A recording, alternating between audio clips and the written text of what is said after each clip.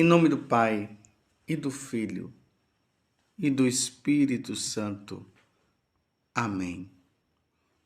Naquele tempo, Jesus viu um homem chamado Mateus sentado na coletoria de impostos e disse-lhe: "Segue-me." Ele se levantou e seguiu Jesus. Enquanto Jesus estava à mesa em casa de Mateus, vieram muitos cobradores de impostos e pecadores e sentaram à mesa com Jesus e seus discípulos. Alguns fariseus viram isso e perguntaram aos discípulos: "Por que vosso mestre come com os cobradores de impostos e pecadores?" Jesus ouviu a pergunta e respondeu: "Aqueles que têm saúde não precisam de médico, mas sim os doentes. Aprendei de mim, pois, o que significa: quero misericórdia e não sacrifício. De fato, eu não vim para chamar os justos, mas os pecadores." Palavra da salvação. Glória a vós, Senhor. Meus irmãos e minhas irmãs, estamos no capítulo 9 do Evangelho de São Mateus, especificamente nos versículos 9 a 13, que fala da conversão daquele que é o evangelista de hoje, São Mateus, chamado antigamente como Levi, e depois da conversão passa a ser chamado de Mateus. E mais uma vez estamos diante desta situação maravilhosa. Os fariseus, que se consideravam os puros e os santos. Eles se consideravam tão puros e tão santos que eles achavam que não deveriam se misturar com os pecadores. E ficam admirados com a atitude de Jesus e também dos discípulos, que se põe, que está junto com os pecadores.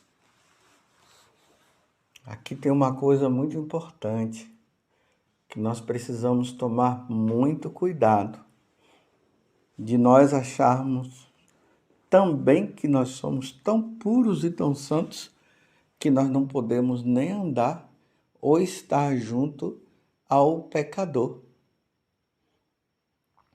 Uma vez uma pessoa me dizia que ela não ia na casa da mãe dela porque a mãe dela era de uma outra religião. Imagine você não ir na casa da sua mãe porque a sua mãe é de outra religião, como outras atitudes diferentes. A mãe e o pai que se mudaram de religião e agora não vão na casa dos filhos. Uma atitude totalmente farisaica. Já o comportamento de Jesus, junto com os seus discípulos, é totalmente diferente. Primeiro, claro, Jesus, porque Jesus ele veio do céu.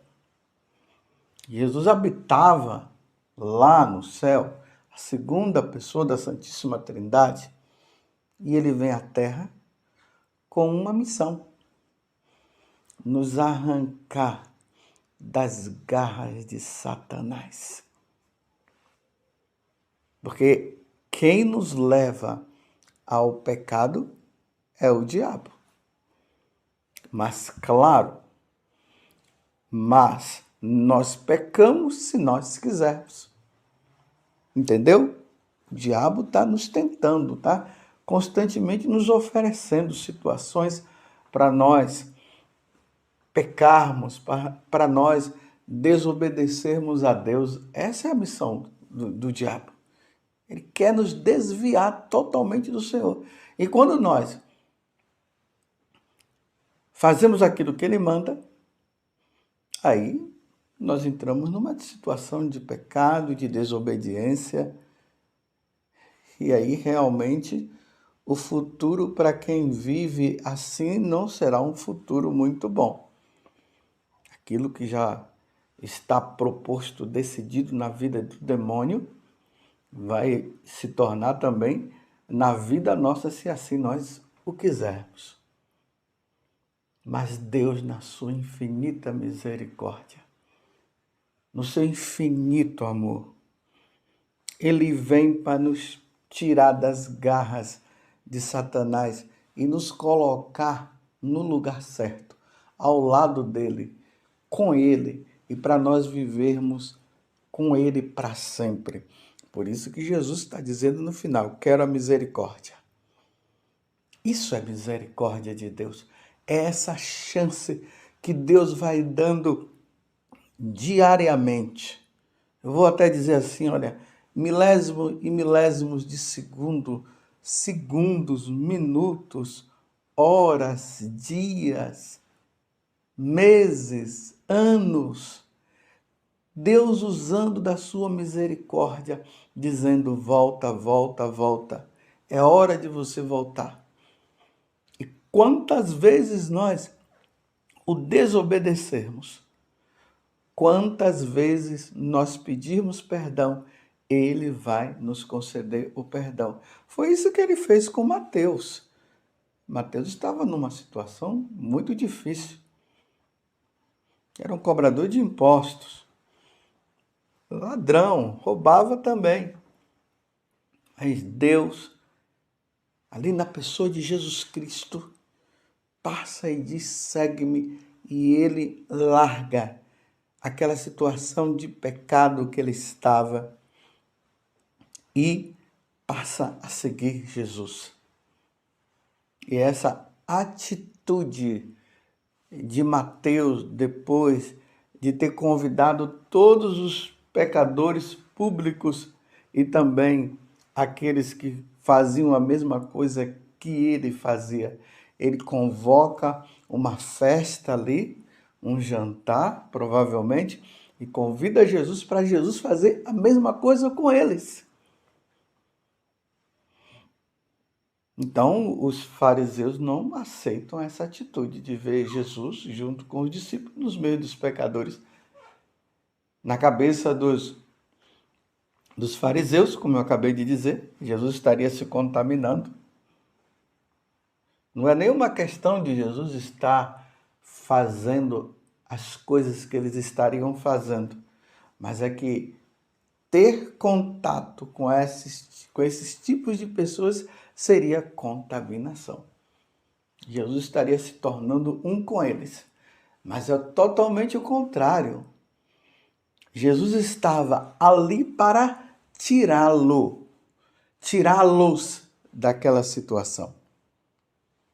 E aqui, meus irmãos, mais uma vez, precisamos tomar muito cuidado.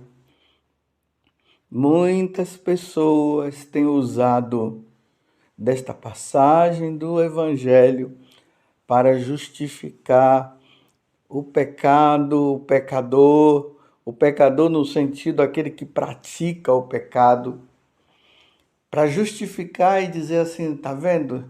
Jesus veio para estar com os pecadores. E na cabeça de quem interpreta dessa forma que eu estou falando, e eu vou aprofundar mais, na cabeça deles é assim: Jesus está lá no meio dos pecadores, pecando junto com eles. É isso que está na cabeça. Vamos dizer, Jesus lá no meio das prostitutas, fazendo a mesma coisa que as prostitutas estariam fazendo? Não é nenhuma coisa que se fale, né? Dizer que Deus estaria fazendo uma coisa dessa, mas estou apenas dizendo para que você possa compreender melhor. Jesus no meio dos beberrões, aí Jesus bebendo com os beberrões, e em nenhum momento Jesus diz para os que bebem: olha, parem de beber. Não, Jesus vai estar dizendo para eles: dá para mim também que eu quero beber junto com vocês. Então interpretam a misericórdia de Deus dessa forma. É Deus que, em vez de tirar a pessoa da situação de pecado, Deus se junta a eles e peca com eles também. Imagina, na carta aos Hebreus diz que Jesus, ele foi igual, ele é o homem perfeito, então significa que ele é igual aos seres humanos na sua natureza humana, claro, porque tem a natureza divina, mas ele deixa bem claro, menos no pecado. Então, se Jesus, ele está no meio de nós, ele não está no meio de nós para pecar junto conosco. Então é como se Jesus viesse do céu para dizer assim, olha, continuem pecando, continuem errando. Não, ele veio nos tirar. Jesus tirou Mateus da situação de pecado. Ele foi lá onde Mateus estava e tirou Mateus da situação que ele estava. Jesus foi na casa de Zaqueu, Lucas capítulo 19, e ele tirou Zaqueu da situação de pecado. Jesus não ficou ali com Zaqueu, com conversa mole, conversinha fiada, dizendo, não, eu não posso julgar o Zaqueu, ou senão eu não posso julgar Mateus. Não, deixa ele, Deus é misericordioso, Deus não vai levar em conta esse pecado. E foi deixando. Não, Jesus falou claramente para Zaqueu que ele estava errado. E Zaqueu tomou tino e disse, vou parar com isso. Vou devolver o que eu peguei dos outros. E vou dar 4 vezes mais. Mateus sai, encontra a salvação em Jesus Cristo e diz para Jesus, Jesus, olha, aquilo que o Senhor fez comigo, eu quero que o Senhor faça também com os meus amigos, os amigos do pecado, os amigos que viviam na lama do pecado junto com Mateus. Então Mateus sai da lama do pecado e agora convida Jesus para ir lá na casa dele, e ele convida todos aqueles homens para estarem lá, para Jesus também salvá-los. E aí dá para entender agora o finalzinho deste capítulo 9 de São Mateus, é o versículo 13.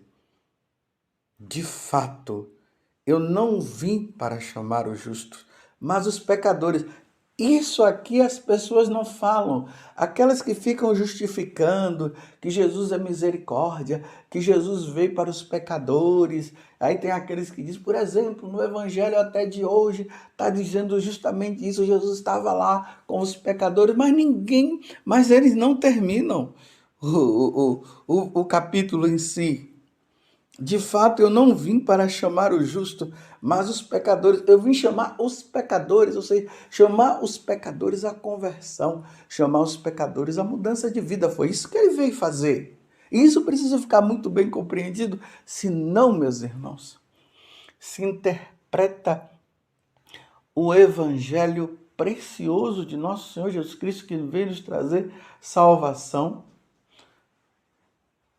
interpreta-se do jeito e do modo que a pessoa quiser, ao modo da conveniência. Então, ao modo da conveniência ele veio para os pecadores, ele estava numa festa com os pecadores, e os pecadores estavam lá junto com ele, e não teve nada, ele não falou nada, ele entrou na onda junto com os pecadores, e é assim porque Deus é misericórdia. Não, meus irmãos, não foi isso que Mateus quis mostrar para os judeus quando ele escreveu, por inspiração divina, esse momento da vida de Jesus. Não foi isso que Jesus quis ensinar, da forma como se fala, essa interpretação errada. Não foi isso que os santos padres ensinaram, não. Não foi isso que Santo Agostinho ensinou, não foi isso, não foi dessa forma que São João Crisóstomo ensinou. É só ver, é só pegar e ver os sermões que eles fizeram. Jesus veio chamar os pecadores à conversão. Jesus foi lá e mostrou o caminho. Agora, claro, quem não quis, não quis. Quem quis continuar naquela vidinha, aí é problema de consciência de cada um. Mas ele veio salvar os pecadores. Você entendeu? Não vamos, meus irmãos, entrar nesta onda que o mundo está agora, não. E o mundo agora está assim, olha, liberou a geral. E quem liberou a geral foi Deus. Façam o que quiser, assim que o mundo tá. E ainda tem aqueles que a gente fica até meio duvidando, né?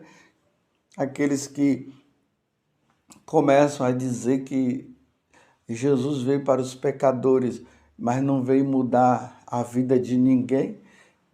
Aí a gente põe até em dúvida, e aqui até um julgamento de dizer, será que aquela pessoa não está vivendo aquilo e acha melhor ficar na tal misericórdia de Deus?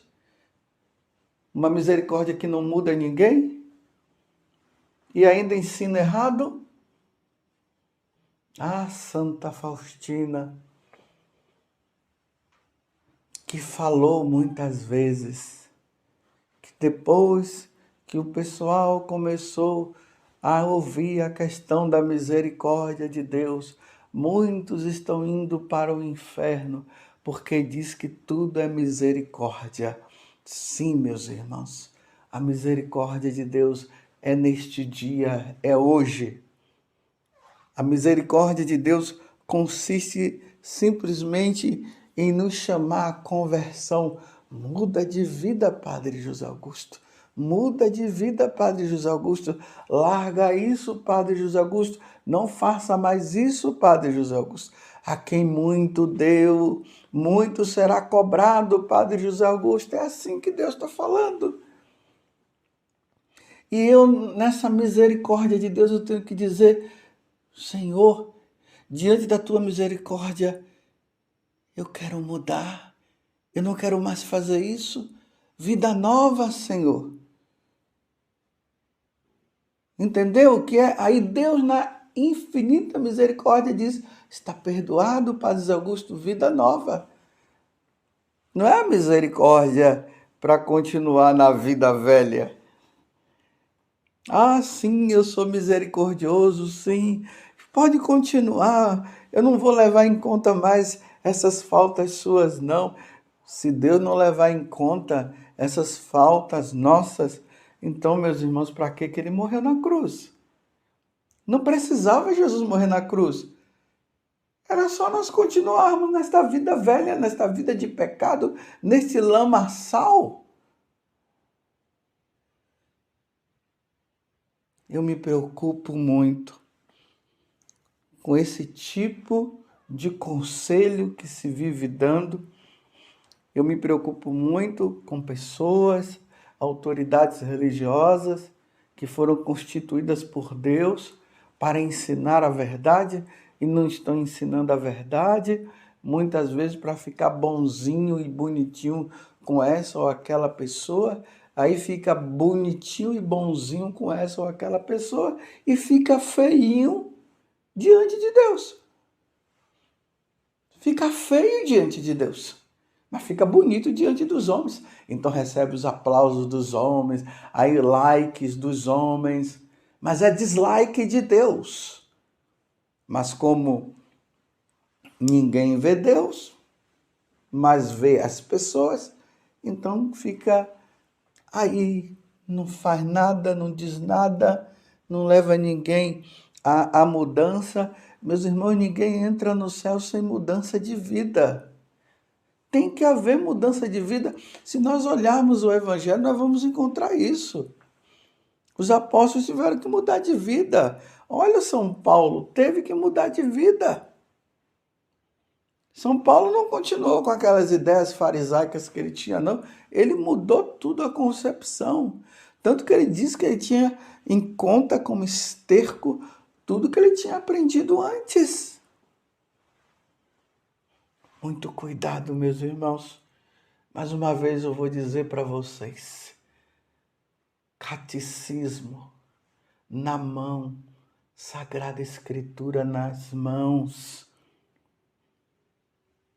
os ensinamentos dos santos padres nas mãos para quê? Para se estudar e trazer para o coração, para a cabeça. Usem a inteligência e cuidado com essas ideias que não são novas, são velhas. Essas ideias que vêm do inferno. Quando a pessoa justifica o pecado do outro, dizendo assim, e quem sou eu para ficar julgando essa ou aquela pessoa, interpretando de forma errada para continuar no erro, meus irmãos, me desculpe, isso não vem de nosso Senhor Jesus Cristo. Louvado seja nosso Senhor Jesus Cristo, para sempre seja louvado, e a sua mãe, Maria Santíssima.